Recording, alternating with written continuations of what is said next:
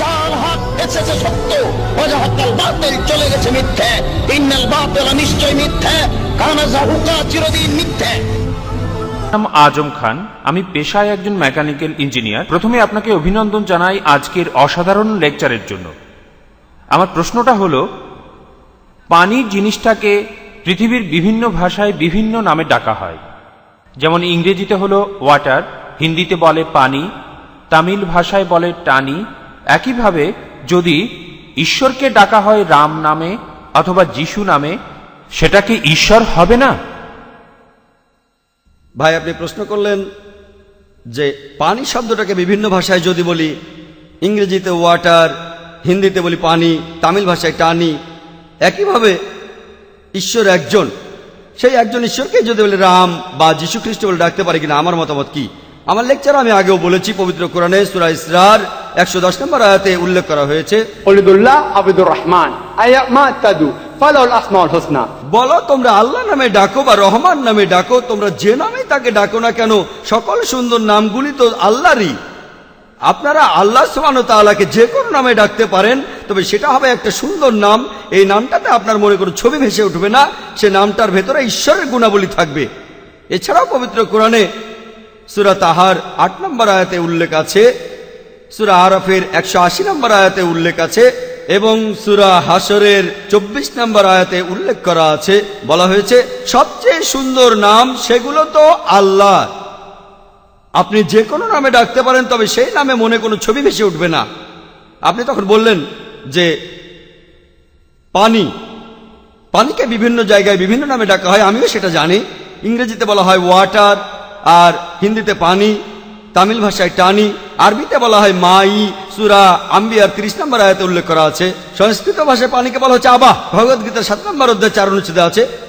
শুদ্ধ হিন্দিতে বলা হয় জল, গুজরাটি ভাষায় জল বা পানি, মারাঠি ভাষায় পানি, আর তারপরে দেখবেন কর্ণাটকে পানিকে বলা হয় নীর, তেলেগু ভাষায় নির্ক, মালায়ালাম ভাষায় ওয়েল্লাম, বিভিন্ন ভাষায় বিভিন্ন নাম দেখা যেতে পারে।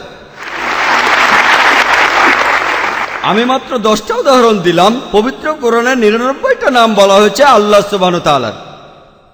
তবে পানিকে আপনি অন্য ভাষায় অন্য নামে ডাকতে পারেন, কিন্তু সেটার অর্থও হবে পানি, যে কোনো ভাষায়, তবে অর্থটা হবে পানি, এটার অর্থ অন্য কিছু হবে না। যেমন ধরুন, একজন লোক আমার কাছে এসে বলল যে আমার এক বন্ধু আমাকে বুদ্ধি দিয়েছে যে প্রত্যেক দিন সকালবেলায় আমি 1 গ্লাস ভর্তি জল খাবো। আমি জানি যে জল মানে পানি, তাই তার কথাটা বুঝতে পারবো। তারপরে সে বলতে লাগলো, আমি যখন পানি খেলাম তখন আমার বমি আসতে লাগলো, আমার রীতিমতো বমি আসতে লাগলো। আমি বললাম বমি আসতে লাগলো কেন? সে আমাকে বলল জলে খুব বাজে গন্ধ আর রংটা হলদে টাইপ। পরে আমি বুঝতে পারলাম সে যেটার কথা বলছে সেটা পানি নয়, সেটা প্রস্রাব। কেউ একজন তাকে বলেছে সেখানে 1 গ্লাস প্রস্রাব রেখেছে, কিন্তু সেখানে নাম দিয়েছে জল। তাহলে আপনি পানিকে বলতে পারেন পানি, টানি, ওয়াটার, আবা, পাড়ি, সমস্যা নেই, তবে অর্থটা হবে পানি। পানিকে যে কোনো নামে ডাকতে পারেন, তবে পানি বাদ দিয়ে অন্য কিছু হলে সেটাকে আপনি ওয়াটার বলতে পারবেন না, পানি বলতে পারবেন না, টানি বলতে পারবেন না, আবা বলতে পারবেন না। পানিকে আপনি এসব বলতে পারেন, তবে অন্য কিছুকে বলতে পারবেন না। মানুষ হয়তো ভাবতে পারে যে কি একটা অযৌক্তিক উদাহরণ, এমনকি একজন অশিক্ষিত লোকও পানি আর প্রস্রাবের মধ্যে পার্থক্যটা বুঝতে পারবে। শুধুমাত্র বোকারাই পানি আর প্রস্রাবের পার্থক্যটা বুঝতে পারবে না, সেটা আমি একমত যে অশিক্ষিত মানুষও পানি আর প্রস্রাবের পার্থক্য বুঝতে পারবে। একইভাবে যে মানুষগুলোর সর্বশক্তিমান ঈশ্বর সম্পর্কে ধারণা আছে, সঠিক ধারণা, তারা বলে যারা মিথ্যা ঈশ্বরের উপাসনা করে তারা শুধু অজ্ঞই নয়, তারা খুব বোকাও। তারা কি সত্যি ঈশ্বর আর মিথ্যা ঈশ্বরকে আলাদা করতে পারে না? আপনি যে কোনো নামে ডাকতে পারেন, তবে সত্যিকারের ঈশ্বর হলে তাকে সঠিক নামে ডাকতে পারবেন। কিন্তু তারা সত্যিকারের ঈশ্বরকে না মেনে মিথ্যা ঈশ্বরকে মানছে। তারা কি বোকা নয়? তারা আসলে বোকা। উদাহরণ দেই, ধরুন আপনি কিছু পরিমাণ স্বর্ণ কিনতে চান, আর একজন লোক সেটা বিক্রি করতে চান, আপনার কাছে বিক্রি করবে, আর সে বলল এটা হলো 24 ক্যারেট গোল্ড। আপনি জানেন ইংরেজিতে সোনা হলো গোল্ড, আরবিতে সোনা হলো জাহাবা, ভালো করে জানি। কিন্তু যদি আপনি জানেন সোনা এর ইংরেজি হলো গোল্ড, তারপরেও কিন্তু আপনি সেখানেই কিনে ফেলবেন না। আপনি পরীক্ষা করবেন যে সেই সোনা লোকটা বলছে 24 ক্যারেট গোল্ড, আসলে 24 ক্যারেট গোল্ড কি না, না দেখে কিনে ফেলবেন না। কি করবেন? স্বর্ণকারের কাছে যাবেন আর পরীক্ষা করবেন সেটা আসলেই 24 ক্যারেট সোনা কিনা। তারপর পরীক্ষা করবেন কষ্টি পাথর দিয়ে। আমি আমার লেকচার আগেও বলেছি কষ্টি পাথরের কথা। স্বর্ণকার বলল এটা নকল, যদিও সেটা চকচক করছে, তবে চকচক করলেই সবকিছু সোনা হয় না।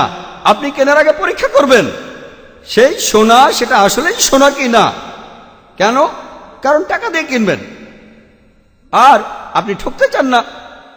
আপনি যদি ঠকেন 1000 টাকা 10,000 টাকা, টাকার দাম আছে, তাহলে এই কাজটাই করেন।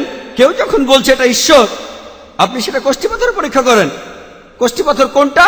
সূরা ইখলাস 1 নম্বর আয়াত থেকে 4 নম্বর আয়াতে বলছে কুল হু আল্লাহু আহাদ, বলো তিনি আল্লাহ এক অদ্বিতীয়, আল্লাহুস সামাদ, আল্লাহ চিরস্থায়ী ও অবিনশ্বর, লাম ইয়ালিদ ওয়া লাম ইউলাদ, তিনি জন্ম দেননি জন্ম নেননি, ওয়া লাম ইয়াকুল লাহু কুফুয়ান আহাদ, তাহার সমতুল্য কেউ নাই।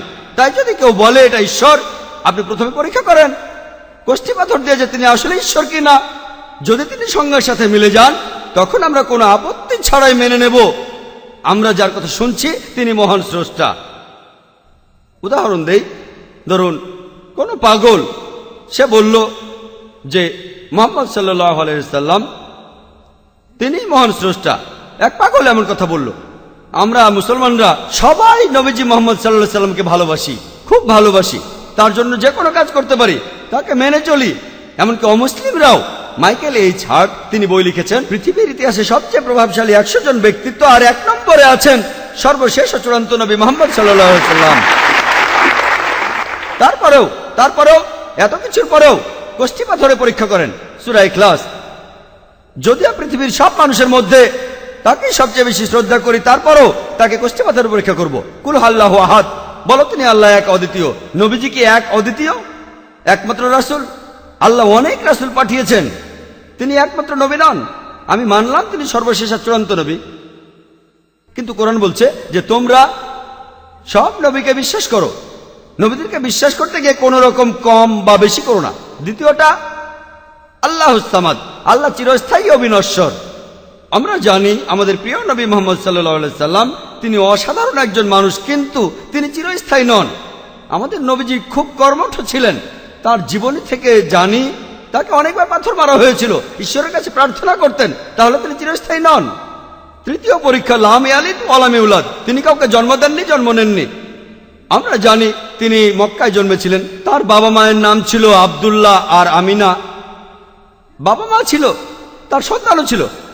ফাতিমা রাদিয়াল্লাহু তাআলা আনহা, ইব্রাহিম আলাইহিস সালাম সন্তান ছিল। তিনি জন্ম দিয়েছেন, জন্ম নিয়েছেন, তাহলে তিনি আল্লাহ সুবহানাহু ওয়া তাআলা নন, এটা নিশ্চিত। আমরা মুসলমানরা আমরা নবীজিকে ভালোবাসি, আমরা নবীজিকে শ্রদ্ধা করি। কোন মুসলমান এমন কথা কখনোই বলবে না যে নবী মুহাম্মদ সাল্লাল্লাহু আলাইহি সাল্লাম একজন ঈশ্বর, কখনোই না। এর কারণটা জানেন? কারণ আল্লাহ সুবহানাহু ওয়া তাআলা নিজেই এই কথা বলেছেন। ইসলামের মূল বিশ্বাস শাহাদা, বলো লা ইলাহা ইল্লাল্লাহ মুহাম্মাদুর রাসূলুল্লাহ, আল্লাহ ছাড়া কোনো উপাস্য নেই এবং নবী মুহাম্মদ সাল্লাল্লাহু আলাইহি সাল্লাম আল্লাহর প্রেরিত দূত। আমরা প্রত্যেকদিন এটা কমপক্ষে 5 বার বলি।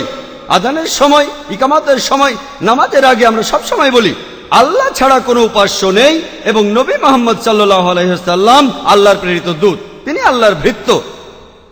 তাহলে দেখা যাচ্ছে কোন লোককে আমরা যতই ভালোবাসি, তারপরও আমরা তাকে আল্লাহর সাথে তুলনা করব না। তাহলে আপনি ঈশ্বর হিসেবে যার নামে বলেন না কেন, কষ্টি পাথরে পরীক্ষা করেন। হোক তিনি যিশু, হোক রাম অথবা কৃষ্ণ বা বুদ্ধ অথবা মহাবীর, কষ্টি পাথরে পরীক্ষা করেন। আপনাদের কষ্টি পাথরে দেখিয়েছি।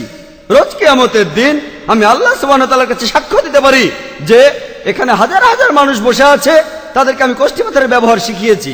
যে ঈশ্বরের উপাসনা করেন, যে ঈশ্বরের উপাসনা করেন তাকে কষ্টি পাথর দিয়ে পরীক্ষা করেন। যদি পাশ করে যায় তাহলে আমিও মেনে নেব তিনি একজন ঈশ্বর। যদি পাশ না করেন তাহলে আপনি তাকে ঈশ্বর বলতে পারবেন না। আশা করি উত্তরটা পেয়েছেন।